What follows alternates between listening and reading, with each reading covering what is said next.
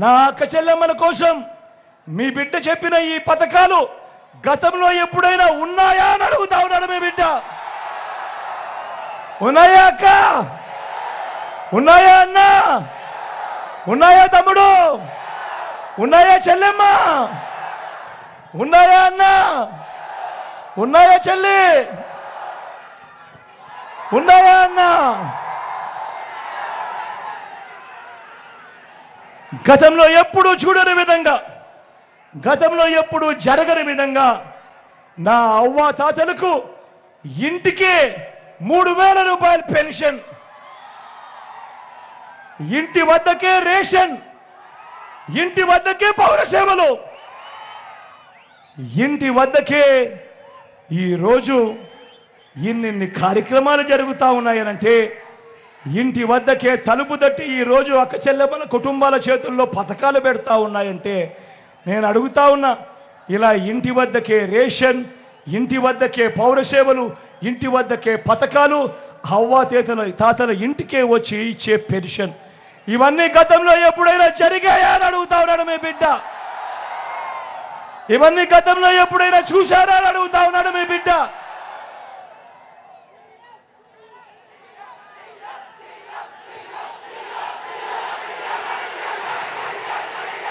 మొట్టమొదటిసారిగా రాష్ట్ర చరిత్రలో ఎప్పుడు జరగని విధంగా మొట్టమొదటిసారిగా ఈరోజు వ్యవసాయం చేస్తా ఉన్న రైతన్నలకు అండగా, రైతన్నలకు మొట్టమొదటిసారిగా పెట్టుబడికి సహాయంగా ఓ రైతు భరోసా, రైతన్నలకు ఉచిత పంటల బీమా, సీజన్ ముగిసేలోగానే రైతన్నలకు ఇన్పుట్ సబ్సిడీ, పగటిపూటే రైతన్నకు 9 గంటల పాటు ఉచిత విద్యుత్, రైతన్నను చెయ్యి పట్టుకొని నడిపిస్తూ గ్రామంలోనే రైతన్నకు విత్తనం నుంచి పంట కొనుగోలు వరకు చెయ్యి పట్టుకొని నడిపించే ఓ ఆర్బీకే వ్యవస్థ. నేను అడుగుతా ఉన్నా, ఇలా రైతన్నలకు ఇన్ని పథకాలు తీసుకొచ్చి చెయ్యి పట్టుకొని నడిపించే కార్యక్రమం గతంలో ఎప్పుడైనా జరిగిందా అని అడుగుతా ఉన్నాడు మీ బిడ్డ. అన్న జరిగిందా? తమ్ముడు జరిగిందా? అన్న జరిగిందా? అక్క జరిగిందా?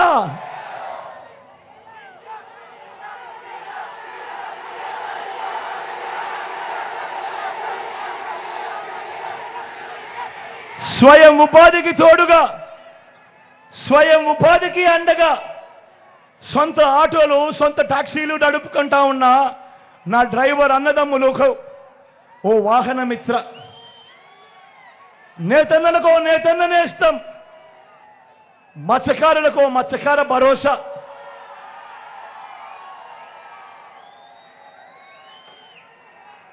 ఓ చేదోడు ఓ తోడు. ఫుట్పాత్ల మీద అక్క చెల్లెమ్మలు, అన్నదమ్ములు చిన్న చిన్న వ్యాపారాలు చేస్తూ ఉన్నారు. కొంతమంది టీలు అమ్ముతా ఉన్నారు, కొంతమంది ఇడ్లీలు వేస్తూ ఉన్నారు, కొంతమంది కూరగాయలు అమ్ముతా ఉన్నారు.